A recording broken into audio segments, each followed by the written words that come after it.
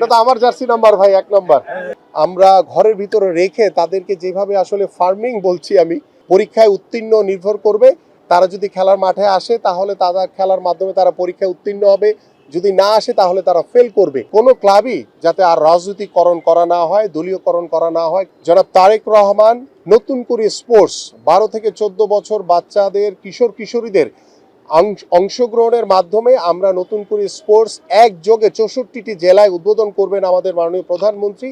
এবং পাশাপাশি আপনারা জানেন যে আমাদের আগামী শিক্ষাবর্ষে আমরা খেলাধুলাকে বাধ্যতামূলক করতে যাচ্ছি, যাতে প্রত্যেকটি সন্তানরা, প্রত্যেকটি যুব সমাজ, প্রত্যেকটি তরুণ তরুণীরা তারা যাতে স্কুলের পড়াশোনা শেষ করে তারা যাতে আবার মাঠে আসে খেলাধুলা করার জন্য। কারণ এই খেলাধুলার মাধ্যমে তাদের পাশ ফেল নির্ভর করবে, পরীক্ষায় উত্তীর্ণ নির্ভর করবে। তারা যদি খেলার মাঠে আসে তাহলে তারা খেলার মাধ্যমে তারা পরীক্ষায় উত্তীর্ণ হবে, যদি না আসে তাহলে তারা ফেল করবে। এই বিষয়গুলো আমরা বাধ্যতামূলককরণের মাধ্যমে আমরা চাই যে আমাদের তরুণ যুব সমাজ, তারা, আমাদের সন্তানরা যেভাবে ডিভাইসের প্রতি আসক্ত হয়ে গেছে, তারা যেভাবে আমরা ঘরের ভিতরে রেখে তাদেরকে যেভাবে আসলে ফার্মিং বলছি আমি, যে তারা এই পর্যায়ে চলে গেছে, তা আমরা সেই মানুষগুলোকে, আমাদের সেই যুব সমাজ, আমাদের তরুণদেরকে আমরা খেলার মাঠে এনে তাদেরকে একটি সুস্থ জাতি হিসেবে গড়ে তুলতে চাই। এবং আপনারা সবাই জানেন যে মাদকের করাল গ্রাসে আমাদের যে নৈতিক যে অবক্ষয় ঘটতে চলেছে বা ঘটছে, সেগুলো থেকে আমরা কিভাবে আমাদের ভবিষ্যৎ প্রজন্মকে দূরে রাখতে পারি, সেটার অন্যতম মাধ্যম হবে খেলাধুলা। সো সেই খেলাধুলায় আমি বিশ্বাস করি আবাহনী ক্লাব বাংলাদেশের যে ঐতিহ্য, সেই ঐতিহ্য ধরে রেখে সামনের দিকে এগিয়ে যাবে।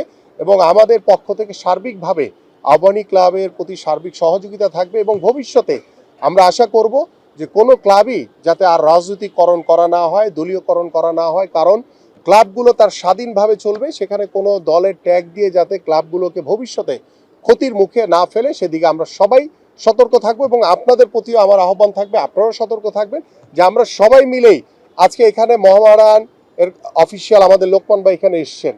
আমরা যখন মোহামেডানের কিছুদিন আগে একটি পরিচয় পর্ব হয়েছে, আপনারা দেখেছেন, সেখানে পিন্টু ভাইকে আমি দেখেছি এবং আমার কাছে খুবই ভালো লেগেছে যে আমরা খেলার মাঠে আমাদের প্রতিযোগিতা থাকবে, খেলার মাঠে আমাদের একটি চার্মিং অবস্থা থাকবে যে কে জিতবে কে হারবে, কিন্তু খেলার বাইরে এসে আমরা যাতে সবাই আন্তরিক, আমরা ক্রীড়া সংগঠক, আমরা একজন ক্রীড়াবিদ হিসেবে নিজেদেরকে সবার সামনে উপস্থাপন করতে পারি।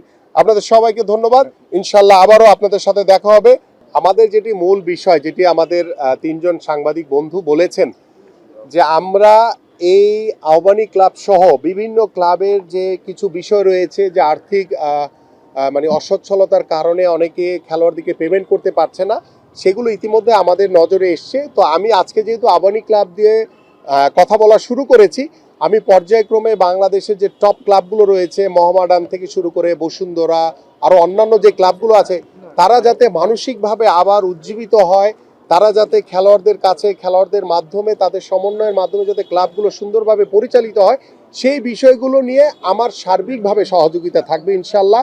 এবং আমরা ইতিমধ্যে সরকারের পক্ষ থেকে ফেডারেশনগুলোকে স্বাবলম্বী করার জন্য আমরা কিন্তু ইতিমধ্যে ব্যাংক প্রতিষ্ঠানের সাথে বসেছি, আমরা কর্পোরেট হাউসের সাথে বসেছি, কিভাবে আমরা তাদের সহযোগিতা নিয়ে কিভাবে ফেডারেশনগুলোকে স্বাবলম্বী করতে পারি। পাশাপাশি আমাদের ক্লাবের যে নিজস্ব যে অ্যাসেটগুলো রয়েছে, সেগুলোকে কাজে লাগিয়ে ক্লাবগুলো যাতে তারা স্বাবলম্বী হতে পারে, সে বিষয়ে আমাদের পরিকল্পনা রয়েছে।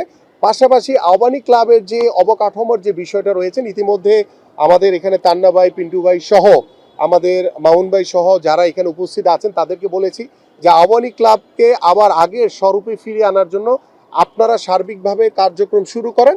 আমি ইনশাল্লাহ আমার পক্ষ থেকে সার্বিকভাবে সকল সহযোগিতা ইনশাল্লাহ থাকবে, এটা আপনাদের সবার জন্য। বাট আমি একটি কথা বলবো, ভবিষ্যতে কোনো ক্লাব যাতে আর কোনো রাজনীতিকরণ করা না হয়, ক্লাবকে যাতে আবার দলীয়ভাবে কোনো ব্যবহার করা না হয়, এ বিষয়ে আমরা সবাই সতর্ক থাকব। এবং আমার সাংবাদিক ভাইদেরও আমি সার্বিক সহযোগিতা চাই ইনশাল্লাহ। Thank you. ও আচ্ছা, আগে তান্না ভাই দিচ্ছে।